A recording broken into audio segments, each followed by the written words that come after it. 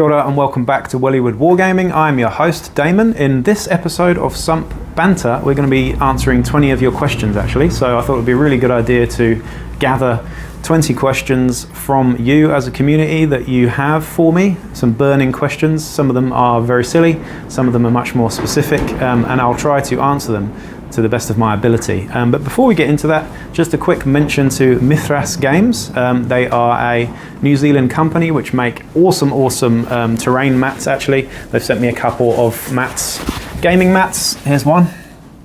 Perfect for ash weights actually. This one's a 3x3 I think in terms of the size, but check them out on Instagram. That's Mithras Games. We're going to go and get into these questions now. So here we are then, 20 of your questions as a community. Like I said, some of these are pretty ridiculous, but I kept them in anyway. Some of them are, I just picked the best 20 that I could find that you've sent me to my email or via the Facebook community page as well. So if you're not part of that Facebook Wysiwyg Wargaming community page, please do join in. That's where I'll sort of do a lot of competitions and giveaways and stuff in the future too. In the meantime, we're going to get straight into these questions, and the first one's from Daniel. And that is, how important is Wysiwyg?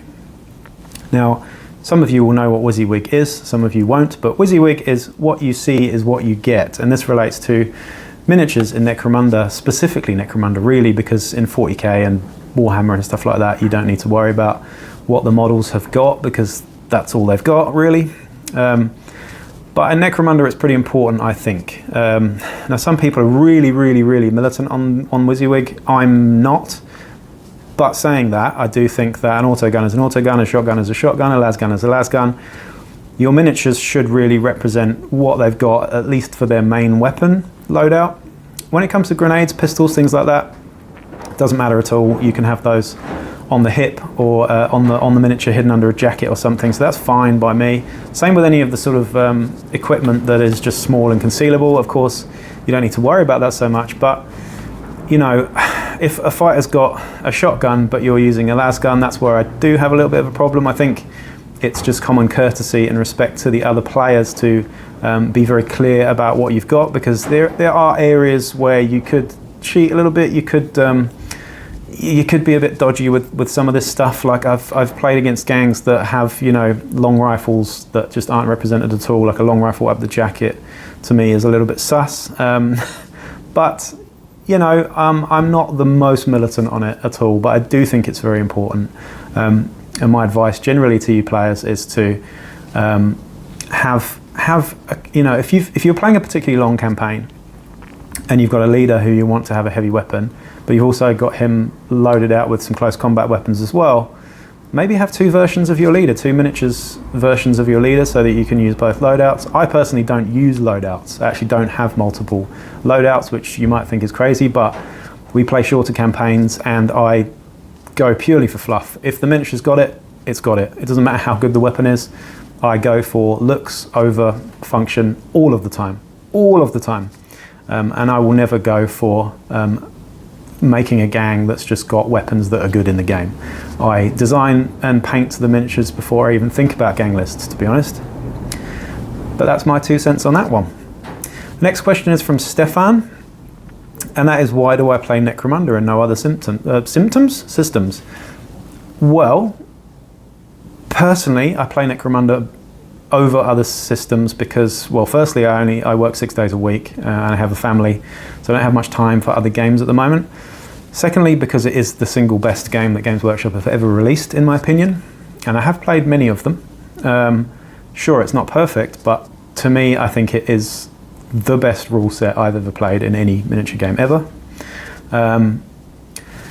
I have played other systems in the past, of course. I've been around the block. The thing that I've played the most is probably Blood Bowl. I used to be quite competitive and playing on the tournament scene here in New Zealand and in the UK as well.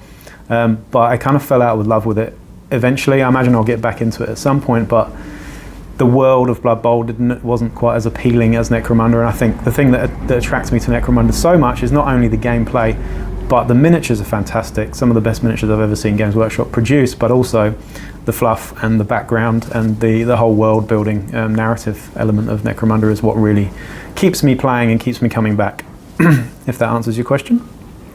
The next one is from Mike, Am I a fan of Mordheim? And any plans to go down the fantasy route? Absolutely, I'm a fan of Mordheim. I mean, I used to play Necromunda back in the day, and I used to play a little bit of, I dabbled with Mordheim. Now, Mordheim and Necromunda were very similar game mechanics. They both had similar sort of, you know, level up systems, similar gameplay in general. The campaign system was very similar anyway. But I'm not as interested in the fantasy as I am into the sci-fi element of things. I find the 40k universe personally a little bit more engaging than the fantasy stuff. Having said that, I much prefer the old world stuff than I do to Age of Sigmar stuff. I can't stand the current Age of Sigmar fluff. I think it's just crap in my opinion. Again, apologies if that offends anybody, but I just can't stand it. So I'm really looking forward to Games Workshop going back to the old world, which I believe they are doing in some way. But in terms of other systems, I think if I'm looking to develop this YouTube channel, which I am, I think I will have to branch out into other systems, and those systems probably will be things like Kill Team, Mordheim, maybe back to Blood Bowl again, but certainly the smaller scale skirmish games generally, if that answers your question there. The next one is from Gary, and that is, which terrain and board sizes work best, and how do you get it right? It's a really good question. It's quite a big question, that one, but in terms of board sizes, we like to play on a 4x4 board, which is quite large, and for 2 gangs, I think that's good. I like to have space between the 2 gangs so that personally those first 1 or 2 turns are all about maneuvering and outpositioning and tactically planning out where the game's going to go. I think that's really important. Some people find that boring and want to get stuck in straight away, but it really does depend on the scenario as well. But with 3D Sector Mechanicus terrain, the mistakes that you want to avoid are this. So if you're playing Ash Wastes, of course you need less dense terrain. If you're playing non-Ash Wastes, you need more dense terrain, but you'd never want it to be too dense because it's just fiddly and hard to deal with your dice rolls and your miniatures falling over and stuff like that. So avoid that too. But something that I've learned over time is height as well. Height is really important. So if you're using terrain that has multiple heights or floors or whatever, I would say don't go over like 3-4 floors tops. I think that should really be as high as you can. But you know, you want to avoid clear firing lines. You want to have enough cover to be able to move around so that the shooting gangs aren't just sort of dominant all the time. And the other thing with that is you want to, if you are having height on your boards, put that height in the middle as opposed to around the edges. What you don't want to do, and what I've actually made the mistake of in the past, is having too much high terrain around the sides of the table, which means that you've ended up creating a sort of sniper haven where gangs can start with their long rifles, grenade launchers up high around the edge of the board and dominate those games. I would suggest putting the height towards the middle, or just spacing it out a bit so that it's not quite all around the edges. That is definitely a big no-no for me. Playing on smaller table sizes with 3D terrain is fine. I think 3x3 is pretty much the standard generally, but if you're going to play multiplayer games, you need a bigger board. I'd say a 4x4 is really good. We use 4x4, like I said, and that's my favourite type of board size generally. And I like games to last a bit longer. I don't like them to be over too quickly. And if you're in each other's faces and you're starting off on a much smaller claustrophobic board, it can be really fun, but it really does depend on the scenario. So there's too many variables really to answer that question well, but I hope that gives you some insight to how I feel about it anyway. The next one, and this is from Eric, is, have I read any Necromunda novels? Yes, I have, but only a small amount. I'm a big reader. I do read a lot, and I do read a lot of Black Library novels, but the things that I tend to read mostly are other 40k stuff. So I've read all the Horus Heresy novels, and I've read all of Dan Abnett's books because I'm a huge Dan Abnett fan, so shout out to Dan there. But yeah, Eisenhorn, Ravener, things like that, I'm a massive fan of. I did read Fire Made Flesh by Denny Flowers, and that was the best Necromunda novel that I've read so far. It wasn't perfect. It was a little bit cheesy in parts, but I did enjoy it. The thing I liked the most about that one is it gave shed some light on the guilds, which was cool. Pun intended, because the Guild of Light was one of them.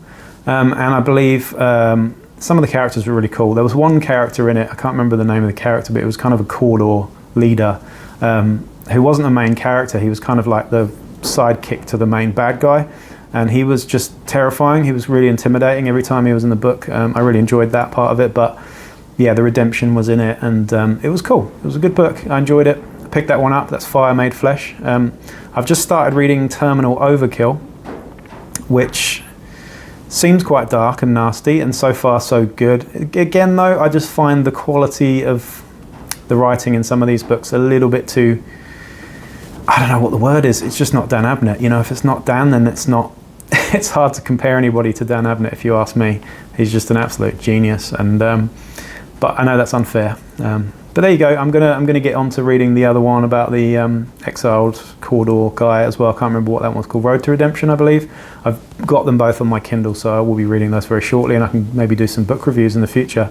But I have read some of the old Necromunda, sort of Cal Jericho and novellas and stuff, and I'm not a huge fan, if I'm honest. They're just a little bit too lighthearted and fun for me. I'm not a fun person. I like dark, nasty, horrible stuff. So yeah.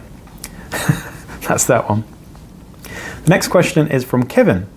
How do you get your partner to play Necromunda and take interest? And he's got another question here, which is, do I get the group to help share the terrain burden as well? So the first one I'll answer is, I used to be quite jealous of hobby couples that I used to see on the internet. You know, you see people on YouTube making videos together or painting together or playing games together, and I used to be quite jealous of that and think, damn, I wish my missus was into playing Necromunda. But actually, the more I've thought about it over time, the more I think that idea is kind of abhorrent.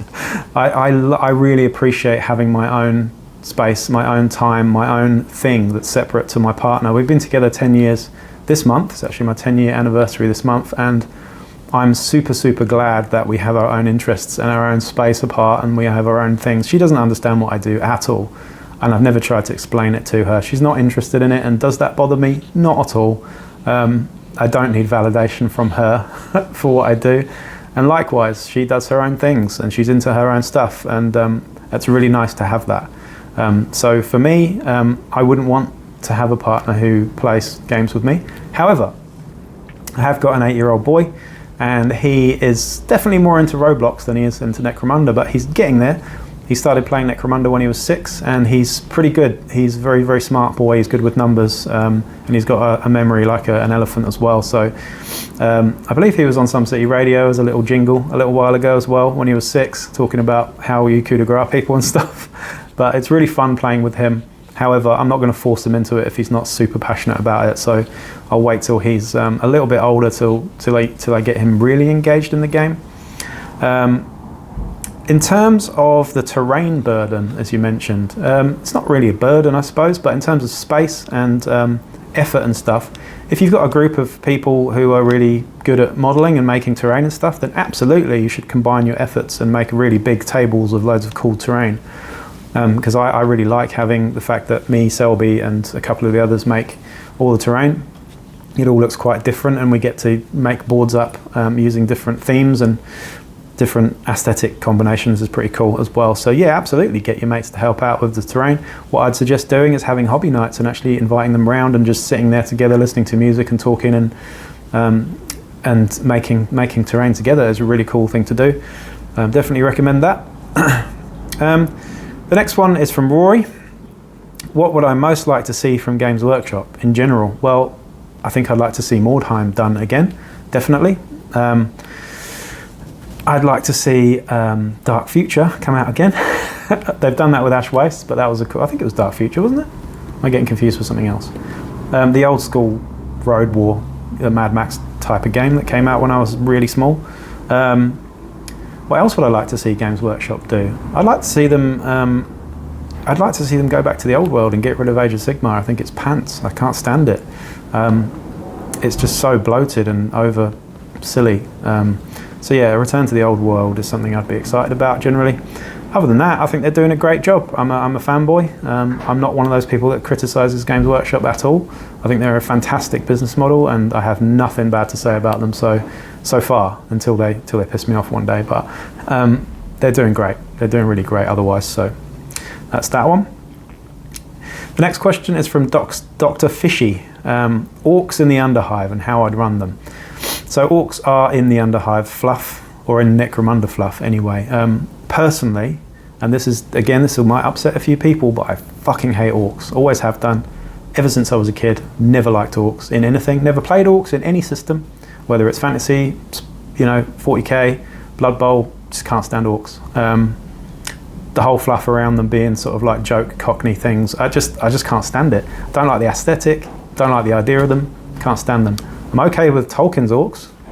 They're a bit more serious and a bit darker, but yeah, not a fan of orcs myself. But that's not the question you're asking me. You're asking me how you'd run them in the game. For me, the obvious solution would be Orcs, actually, because Orcs have got the most DACA.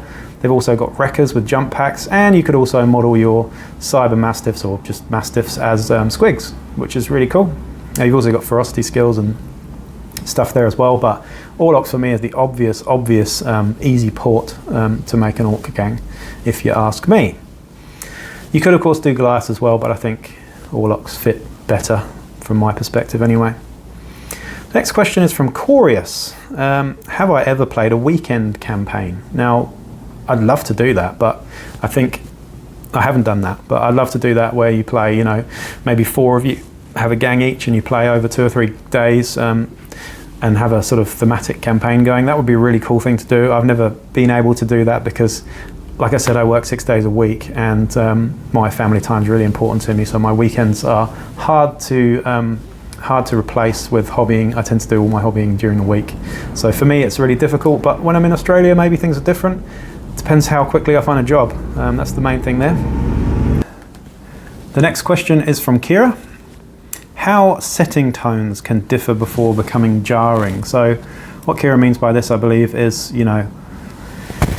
when you've got a group of players that all have different painting styles, and your board looking very different, how different can it be before it becomes jarring? Personally, I'm a little bit anal and a little bit OCD about stuff, so if I've got a gang that's painted in a sort of Blanchitsu, quite grimdark style, and someone else is painting them in really bright, vivid, crazy neon colours, and then you've got someone else who's just doing monochrome, I'm not going to tell anybody to stifle their creativity and stop painting a particular way, but it is nice to see continuity on the board personally. But I'm not going to ask everybody to paint like me. Not everyone can paint like me, and some people don't like the way I paint, so that's fine. But yes, it can be a bit jarring. When I do battle reports, I'm only ever going to do battle reports with gangs that are fully painted. I just don't think it's right or nice to have battle reports with grey plastic personally, so I won't be doing that either. Same with the terrain. I think the terrain needs to all be painted to a decent standard that looks good. And that it's been, you're taking pride in your miniatures and how they look. So I'm not a huge fan of stand-ins and proxies and stuff as well. I think it's okay if you really need to proxy a miniature for some actual specific reason, but gangs of ponies, like little plastic My Little Ponies for Escher and stuff, I'm not cool with that at all. I think that's really rubbish, so don't ever bring my Little Ponies around my house, because I'll tell you to go home. Does that answer your question there? The next question is from Adam. If I could paint any Citadel miniature in history, what would it be? That's a really interesting question. Some of my favourite Citadel miniatures, I've already painted them all at some point in my life, really, but if I could go back in time and grab all of the old Chaos champions and from Realm of Chaos era, and all of the old Chaos thugs as well, and Beastmen too, all of that Realm of Chaos stuff, if I could just own all that, make it into plastic instead of metal, of course, because I'm not good at working with metal. I really don't like it too much anymore, honestly. If I could have them all in plastic and paint them all up in a real grimdark way, I'd love to do that. I have actually got all of the original Slaaneshi champions from the old ages, the old Realm of Chaos books. I've got them all, and I made them into a sort of Slaaneshi Blood Bowl team, and I pulled all their weapons off and weapon snipped everything and ruined the miniatures, and I'm gutted. I've got 3 Keepers of Secrets as well, though, the old school metal ones, and they're one of my favourite miniatures of all time. So what I'm going to do is I'm actually going to rebuild them and re-sculpt them and reconvert them for Necromunda, I think, and strip them and paint them again in the style that I paint stuff in now, and I think they're going to look really, really cool, sort of Slaaneshi Chaos gang. So that's that one. The next question is from W. Gifford. Hobby logistics and how to evolve a gang through a campaign. So I think what you mean by this is, you know, if a campaign goes on really long and your fighters get new weapons and they get new stuff. I mean, the real obvious way of doing this, and it's not something I do, is to magnetize your miniatures and have other weapons on standby. The way that I get around it is I just paint more miniatures initially so that I can, when I recruit new fighters, I've got a ready miniature there for that fighter and aim to have weapons that are fairly easily obtainable represented on the miniature so that I can do that. Yeah, otherwise, you know, what you don't want to do is have a fully painted gang that look wicked and you varnish them and everything and then have to sort of change their weapons out. You don't really want to do that. You don't want to cut the weapons off and then put new weapons on. It just looks a bit crap. And it's, you know, it's not much fun to do that either. It's kind of ruining the work that you've done. But my advice, honestly, is just to have more miniatures so that you've got backup options, to be honest, or have different versions of stuff if you can afford to do that. Otherwise, yeah, magnetizing stuff. I can't do that because I've got Prince Charles's fat sausage fingers, so magnetizing is not for me because I've got big man hands. It's just not going to work. The next question is from Bastian. And that's, how would I change corpse grinders? Really interesting question. Honestly, the answer to this is fairly minimal. I wouldn't change them that much. I honestly wouldn't. I know they're powerful, but I don't think they're that much of a problem, honestly. Which I know people don't agree with, but there are 2 or 3 things that I would change about corpse grinders.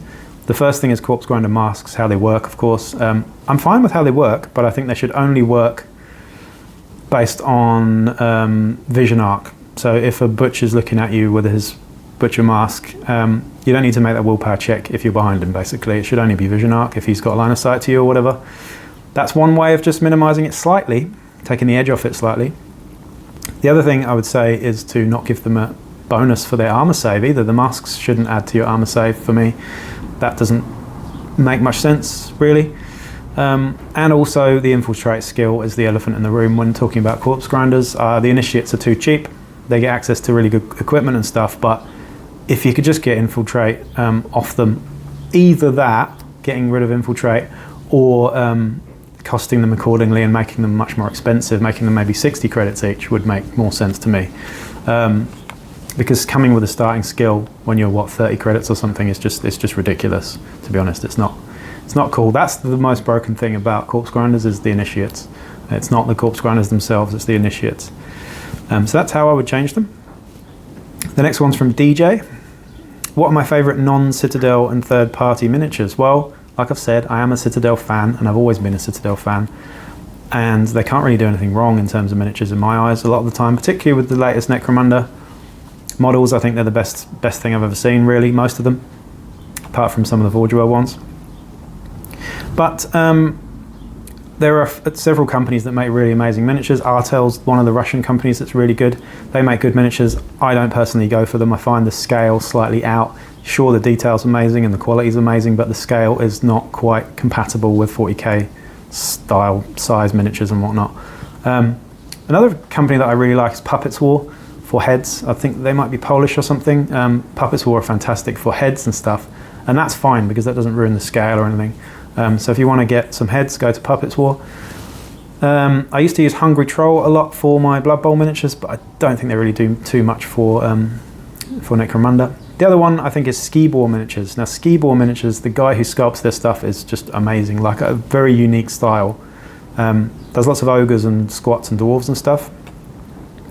And I've used those to make Blood Bowl teams and whatnot, but again, I like to stick to plastic and I like to stick to Citadel mostly because it's just so easily obtainable, it's so easy to convert, so easy to work with. So yeah, those are some of my favourite third-party miniatures though. The next one is from Hermetic Hipster, great name by the way. How do I photograph my minis? Well, as you can see in the back there, I've got a tiny little fold-up USB LED photo booth, which comes with different, felt backgrounds, different colours. That cost me $5. I shit you not, $5 from Trade Me, which is like eBay in New Zealand. So just look up cheap photo booths, pretty much, USB photo booths. I take my photos on my phone, which I'm using now, and I do it on Pro mode, where I can actually adjust the ISO, and you can adjust a few of the settings to make it look a bit more dark and moody. And I use a black background because I think this is a grim, dark world that we're in, so black backgrounds are totally necessary for me. White backgrounds don't quite cut it for me. But quite often my paint jobs are way better than they look in the photographs, or vice versa, the photographs make them look a lot better. But it is quite hard taking photos of your miniatures. But you don't need a lot to do it. Like I said, $5 that cost me, and I use my phone. So if that answers your question. The next question is from Jimmy. Which gang member, I love this question, which gang member or gang sums me up as a person? It's difficult to answer this without sort of bigging yourself up too much, because we don't exist in Necromunda, so you can't really draw many comparisons. But I did think about this for 5 minutes, and I think the piece, or the gang fighter in particular that I identify with the most, or I think that's closest to my character, is probably the Arms Master, the Orc Arms Master. I'll be honest, I'm an aggressive person. I've used aggression in my life to get me where I am, and I've never regretted it. I'm not talking about aggression in terms of violence. I'm talking about aggression in my mentality towards life. I'm quite bullheaded, I'm quite headstrong, quite stubborn. I identify with the Arms Master because I'm a leader in my day job, and I'm an old veteran who likes to dish out instructions and all the people around and stuff. I'm quite bossy too. I think the Arms Master is something that I probably identify with the most out of any other fighter in the game. I think the ferocity skills, if I was a fighter in Necromunda and I had skill sets to choose from, the ferocity skills would probably suit my temperament and my mentality quite well. I'm certainly not agile, I'm certainly not particularly strong, but I am quite tough in my mental resilience as well. So yeah, bravado and ferocity are the two skill trees that I think would be good for me. It's a really cool question. You should ask yourself this as well, because I'd be interested to know what people feel like, where they would sort of fit in Necromunda. I mean, in reality, I'd probably just be a hive scum, just a dirty, stinking hive scum. But I really like that question, so thanks for that one. But the answer is Arms Master. The next one is from Sean. What potential mini releases can I foresee, and what does the community want the most? So I think they will do a mutie gang. They won't call them scabbies, I think they'll call them muties, now that we're out in the Ash Wastes, and I can't wait for that. I hope they have plague zombies. I really want to see scabbies more than anything else. And ratskins too, at some point maybe. I talked about them in my last video. I think they'll be redone because of the sort of cultural sensitivity around ratskins and stuff, but I'd like to see a version of them at some point. Obviously we know that there'll be a few more books. We know that there'll be a few vehicles released for the next 4 houses. So there'll be grav vehicles for Vansar, and there'll be some sort of like relic bus for Cawdor and stuff. So I'm looking forward to Cawdor very much. Delac will have something cool, I'm sure. But what does the community want the most? Honestly, what I want to see, and what I think the community needs the most, is a generic Hive Denizens kit that comes with bounty hunter stuff and scum stuff and just general population miniatures that you can make up. I know it's never going to happen, but the more likely option is that you're going to get generic weapon kits, maybe with the Xenos and Imperial weapons in it. That would be really cool as well. We used to have weapon kits in old Necromunda, and they were metal, but I used those a lot back in the day. I'd like them to do a plastic weapons kit. That would be cool. That's just sort of has the weapons with the actual stocks and the handles and stuff on them that you can just cut off. That would be really cool. I can't see them doing it, but if they do, it would be great. So I think that's what the community wants the most, just some easy conversion kits really for stuff. The next question now is from Connor. Is there a particular campaign system that I'd recommend for beginners? Absolutely, I'd say just stick with Dominion, because Dominion is the first campaign system that they released. It just revolves around territory, and it is quite simple to monitor. The other one that's quite similar to that is Law and Misrule, which has rackets instead of territory, and also has intrigues as well, which are quite cool. Very, very similar. Basically the same thing, you're just swapping out the territories for rackets. But yeah, start with Dominion for beginners, I would say, and just try and keep it as simple as you can. You can always introduce other stuff later on, but first just start with Dominion, I think. Okay, so the next question is playing a small cooperative campaign with your kids and stuff. Any advice for that? Absolutely. I think, like I said, my kid's 8. I know Jimmy from Miniature Game Montage plays with his kids, I think, as well, in the battle reports and stuff, which is really cool. So yeah, get them involved. If you're going to play a co-op campaign with your kids, it really does depend how old they are and what their attention span is and whether they're actually interested or not. Obviously don't force them to do it because they'll just not like it. But if you want to get them into it, I think a good place to start actually is the Hive War card sets, which generate random scenarios for you. That's quite nice. Play on a smaller board. Maybe play Zone Mortalis to start with as well instead of Sector Mechanicus. But it really depends on how old your kids are and how patient they are as well, I would say. But yeah, if you're living somewhere that there isn't a strong gaming group or isn't a strong presence for Necromunda, then firstly I feel sorry for you because I've got it really good here. I hope I have in Melbourne as well when I get over there. But yeah, if it was just me and I was living in the country somewhere and me and my son were playing, then yeah, we'd just start off really simple, really basic, and do some smaller, shorter scenarios. I think that would be the solution for that. The last question number 20, and this is quite a funny one. It's completely unrelated as well, is does the science support beard rollers? Now it's funny you should ask me this question because my field of work is cosmetology. I work with skin and hair, and I have done for the last 13 years. So does the science support beard rollers? So if you don't know what a beard roller is, it's something that you roll on your face. It's derma needling. If you've heard of derma needling, it's where you puncture the skin to promote better collagen and better blood flow and things like that. Now, there is scientific proof for it helping skin texture and skin health generally, but there isn't any evidence supported to promote the growth of hair, unfortunately. The only thing that's going to promote the growth of hair, on top of diet, exercise, sleep, which is the obvious things, are just good genetics. If you've got good genetics, then your hair will be great. If you haven't, then it won't. It's really that simple. But when we're talking about androgenetic alopecia and male pattern baldness and things like that, I don't even know why I'm answering this question, but it's funny anyway. I can't grow much of a beard. I've been at home for the last 2 weeks and I haven't even shaved, so I'm 41. I can't grow a beard. If a beard roller worked, then I'd have a beard by now. I haven't used one, but there is no case study out there that I've seen that proves that beard rollers can work in promoting beard growth. Go ahead, get one if you think you've seen one on Facebook or whatever and you think that it's going to work for you, great. But it wasn't too long ago when I was a teenager and I was reading FHM or Loaded magazine or something, they were telling me to put Marmite on my face at the end of the day and sleep with Marmite on your face and wake up and the yeast would promote the hair growth or something stupid like that. No, I didn't do it. But yeah, there is no science to support that shit. Anyway, that was a fun question to end it with. I want to do more of these in the future, so just if you have any questions for me, just hit me up at wellywoodwargaming@gmail.com and I'll aim to answer any of your questions. I hope that was insightful for you.